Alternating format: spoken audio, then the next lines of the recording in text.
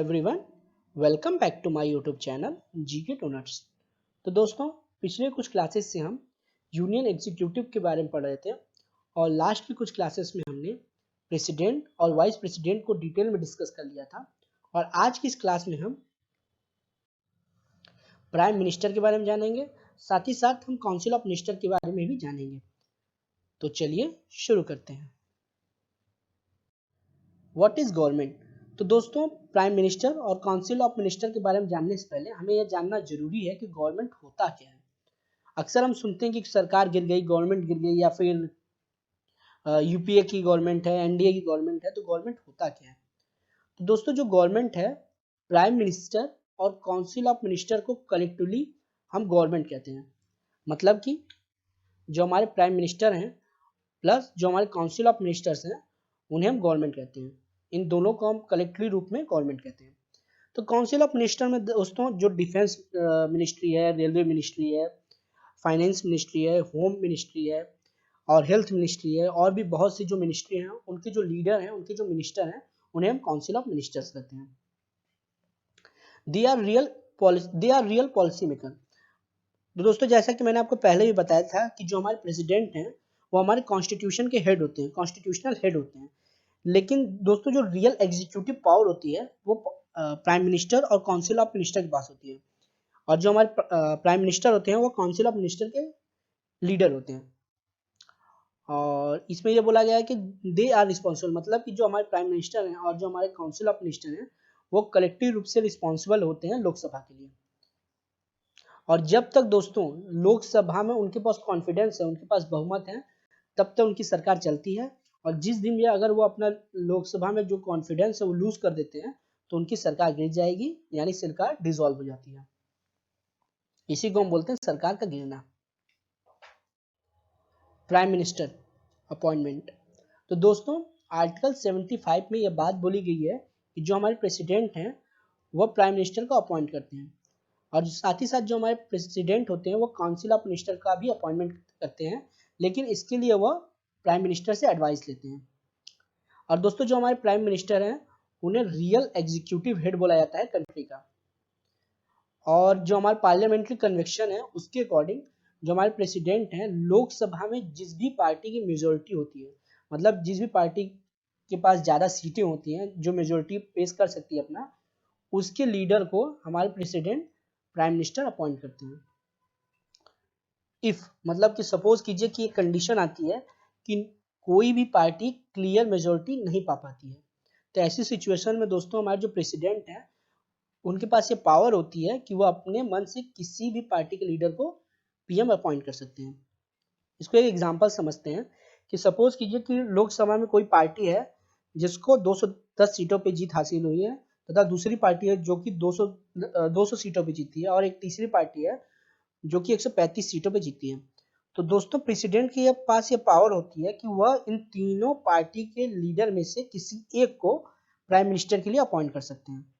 लेकिन जो भी प्राइम मिनिस्टर बनेगा उसे कुछ समय के बाद लोकसभा में अपना कॉन्फिडेंस शो करना होगा, मतलब बहुमत साबित करना होता है। अगर वो अपना बहुमत साबित कर लेते हैं तो वह प्राइम मिनिस्टर बने रहेंगे, लेकिन अगर वो अपना बहुमत को साबित नहीं कर पाते हैं लोकसभा में, तो उन्हें अपने पद से एवं उनके काउंसिल ऑफ मिनिस्टर के सभी मिनिस्टर को अपने पद से इस्तीफा देना होगा। Term of office. तो दोस्तों, जैसे कि हमारे प्रेसिडेंट होते हैं, जैसे हमारे वाइस प्रेसिडेंट होते हैं, इनका एक फिक्स टेन्योर होता है कि ये 5 साल तक रहते हैं। लेकिन जो हमारे प्राइम मिनिस्टर होते हैं दोस्तों, उनका कोई फिक्स टेन्योर नहीं होता है।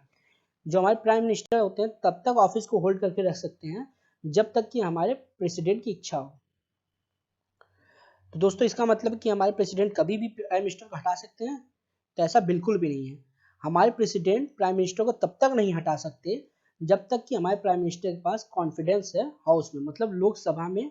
अगर प्रेसिडेंट हमारे प्राइम मिनिस्टर के पास बहुमत है तो हमारे प्रेसिडेंट उन्हें नहीं हटा सकते। Council of ministers.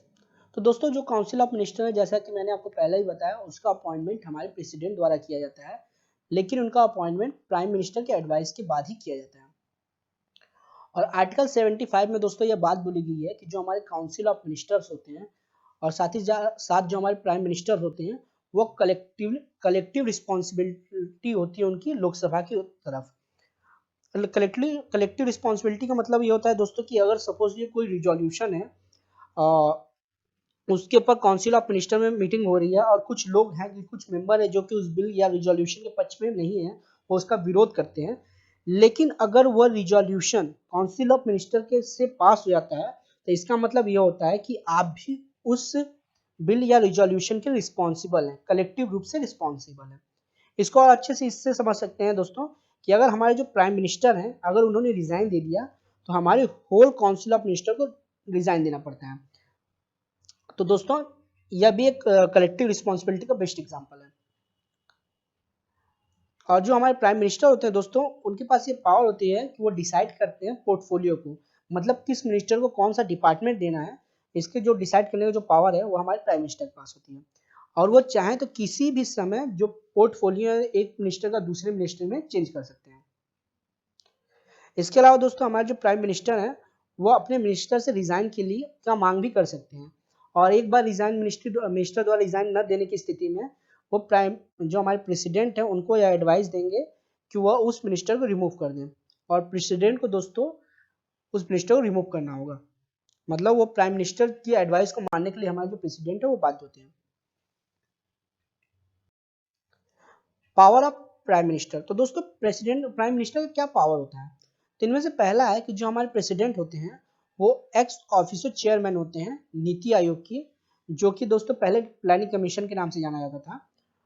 और सेकेंड है नेशनल डेवलपमेंट काउंसिल के, नेशनल इंटीग्रेशन काउंसिल के, और साथ ही साथ इंटर स्टेट काउंसिल के। तो हमारे जो प्राइम मिनिस्टर हैं वह NITI Aayog, national development council, national integration council और इंटर स्टेट काउंसिल के एक्स ऑफिसर चेयरमैन होते हैं।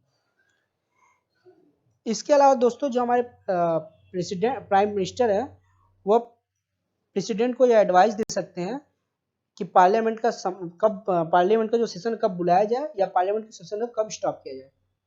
तो दोस्तों जो प्रेसिडेंट का ये पावर है कि वो पार्लियामेंट को बुला सकते हैं या फिर स्टॉप कर सकते हैं, यह तभी कर सकते हैं वो जब तक कि प्रेसिडेंट इस बात को करने के लिए उन्हें एडवाइस न दे।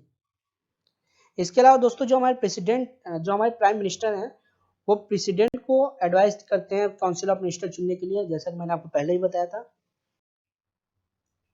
और दोस्तों जो हमारे प्राइम मिनिस्टर हैं वो एडवाइस देते हैं, साथ ही साथ जितने भी काउंसिल ऑफ मिनिस्टर हैं उनके साथ उनके कार्य के साथ कोऑर्डिनेट भी करते हैं।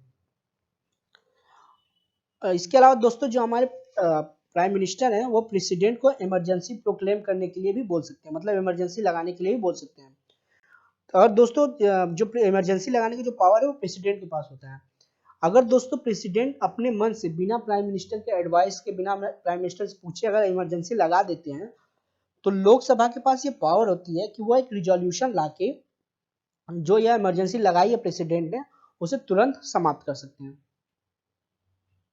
इसीलिए दोस्तों जब भी कभी भी इमरजेंसी लगाई जाती है तो उसके लिए प्राइम मिनिस्टर से पूछना जरूरी होता है।